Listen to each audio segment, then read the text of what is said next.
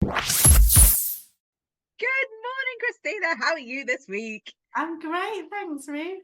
Raring to go this week, raring to go. Amazing. Yeah, full of energy, full of beans. So what have you found on the internet for us to talk about this week? So this week is a comment that is it just me or is it ridiculous that people are selling courses or mentorships for $300 to $1,000? Like, is the information really that valuable? That is Oh, incredible. I love it. I love it. I love it. Okay, so my first thought on this would be actually, people are not buying information. People are buying the change that you can facilitate for them.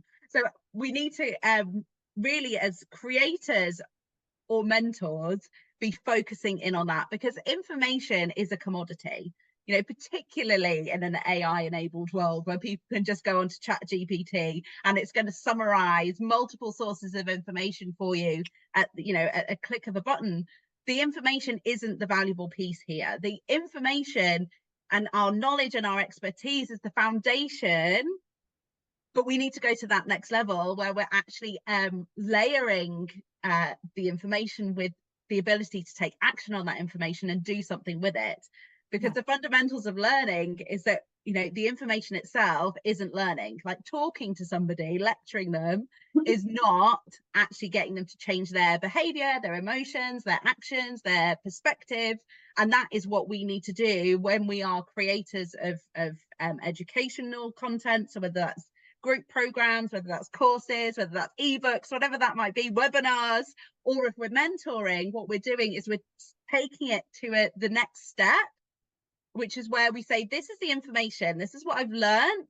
I'm going to help you to tack this onto something that you've already experienced in your life so that you can assimilate that information with something you already know.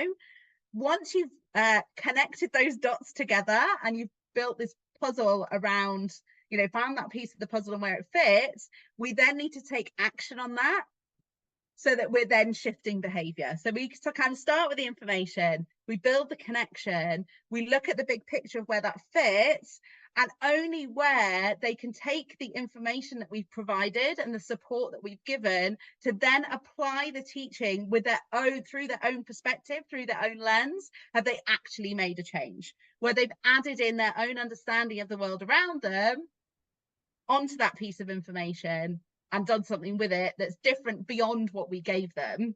That is like the ultimate goal that we're aiming for with any educational content or mentorship. So is it worth $300 to $1,000? Well, that depends, doesn't it? That depends on your ideal client and the perceived value of the shift and the change that you're promising. That depends on your experience level. It depends upon what industry you're in. Like, there's so many factors at play that come in. Like, is it worth it? For some people it will be worth it, for some people it won't be worth it. There's always going to be a spectrum. It is working for some people, but Exactly. I think it goes back to the sell what you know stuff that's bandied around, and you think, oh, I just have to empty my head into a format that other people can understand and my job is done. But it's much more than that. I mean, Ruth, you're an experienced designer, you know all of this stuff, and I think that's already fed through, but there are a lot of people that just think it's the information, the knowledge transfer, but it can transfer knowledge, but it doesn't mean it's going to change anything. So it's a very old psychology study from like the 1880s, and essentially the study has been revalidated in 2015. So it's an old study, but they've retested it and revalidated it. And essentially what it says is that your clients or your learners will lose 90% of what you teach them within 7 days if they don't have the opportunity to revisit, relearn, and apply. So if you are purely creating a course that disseminates information, expecting your clients to absorb that information without providing the structures for them to relearn and essentially like practice, they will lose 90% of that information within 7 days. And there's a lot of talk in the coaching space, like our clients aren't doing the work and they're not getting stuff done. it's a poor mindset and they're just not doing the work and they're not committed.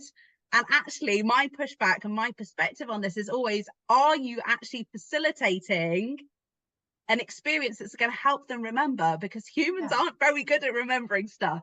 We get lots of information that bombards us on a daily basis, and our brain decides, but in the first instance, if we don't act on it straight away, then we forget it. So, you know, you think about, you can see the sun, the lights are on, your computer's buzzing, all of this stuff's going on. If we don't act on it in the first instance, it's already lost. It's already forgotten. Yeah, and that study was done before like the explosion of the internet. Yeah, and the exactly. Yeah, amount of information. In fact, we've got more information than we could ever need now. yeah, exactly. So, exactly. and the distractions has got to be worse than that now, is what I'm thinking. Like, yeah, but we get so much stimuli. You know, good. we get so much stimuli, and unless we actually create a new synapse in our brain where we're making the link and we're re-going over that over and over again, we don't form a strong enough connection for us to be able to do anything with it. So we have to make sure that anything that we're teaching to people, we are repeating. Yeah, and people over aren't and over buying again. it to get the information. Then the information isn't the benefit they're seeking. No, it's not. It's what the information enables them to do. Yeah. And what that course or that mentorship enables them to achieve that they couldn't achieve without knowing that stuff and without that support. Yeah. They're not going to get the benefit from what you said if A, they can't remember it 7 days later, and they're not implementing any of it. Exactly. And they're not doing the work and all of those things that people talk about. Yeah, exactly. And you'll always get the people that buck the curve on that, won't you? I know you've spoken to me about this before. There's like the unicorns. Unicorns. So, you know, academically, we talk about people being on like this bell curve, right? So you're always going to have in a cohort of learners, your top pupils that are going to perform regardless. Like, even if your lesson content is crap, they will still succeed. They would succeed anyway without you. Then you've got the other people right at the other end of the spectrum that need so much hand holding that trying to work with them in a group context is never going to work. You know, they're if we think back to our school days, those will be the children that need the one-to-one support to help them to facilitate the learning. So we even as adults, we can still have clients that fall into that. They need the one-to-one support, the hand holding category. And then we've got everyone else that kind of falls on a spectrum of what their support needs might be, what motivates them, what engages them. And it's not going to be the same for any two learners. They're all going to be completely different in that balance. And we need to offer variety so that we cater to as many learners as possible, because, you know, you could run a challenge and for some of your learners, that will put them right off. You know, you're having pressure, a deadline, like that is just going to make them go, oh my gosh, I can't do this. I'm switching off, I'm shutting down, I'm tapping out. Whereas for others, actually having that deadline is the motivating factor. Like, I know Christina loves the deadline, and that's what motivates you to get the work done. So we have to have balance and nuance and understanding of how different people learn, because no two people are exactly the same in that. Yeah. And I guess it's understanding your clients well enough to know where do they generally fall, what are their learning styles and what things work for them better.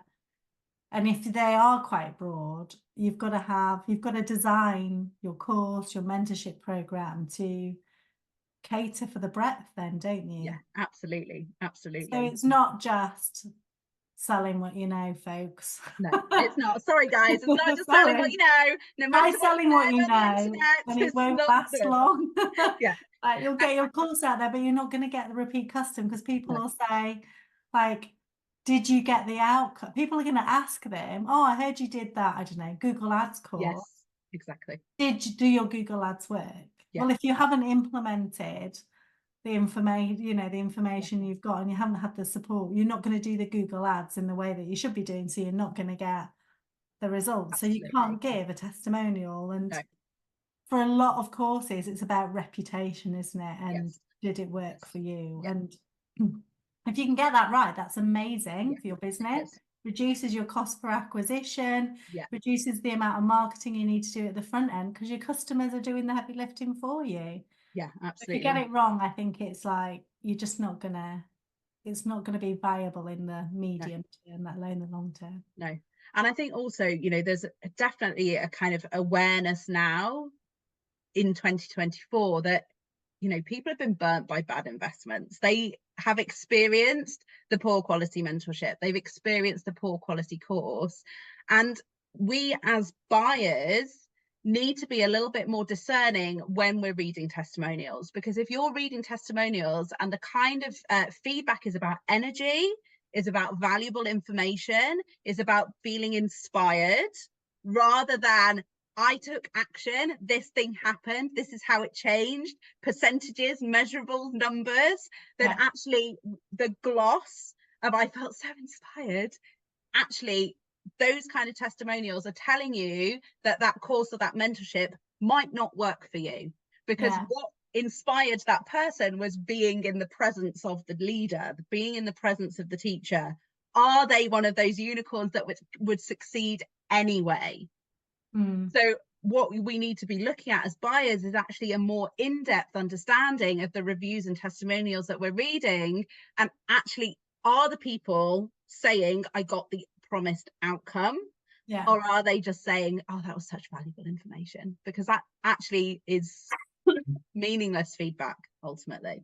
I mean, it's good to be inspired, and I think you do need that inspiration and energy. I think that's a component of your experience. But if that's where it stops, then it's not gonna make the difference. And like, I mean, let's find out in the comments if you're watching this. Tell us if you've bought a course that you've never watched, never completed, intend to do it someday, and it annoys you that you've paid for it, but still haven't got around to it. Like, there's like, how do we get people as a business owner, if you're trying to, like, yes, you want to make money, but you also want to presumably deliver a difference. That's the field I'm in. I want to see people achieve. I don't get any satisfaction out of churning out stuff, selling it, and not seeing people succeed with it. It spurs me on. So if you're in the course business or the mentorship business, you've got to be in it for the right reasons, and to then be able to achieve those aspirations.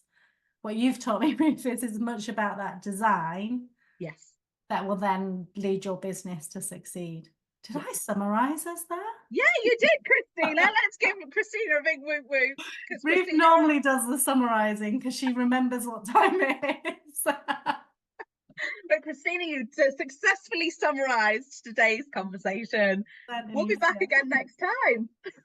See you next week. See you soon.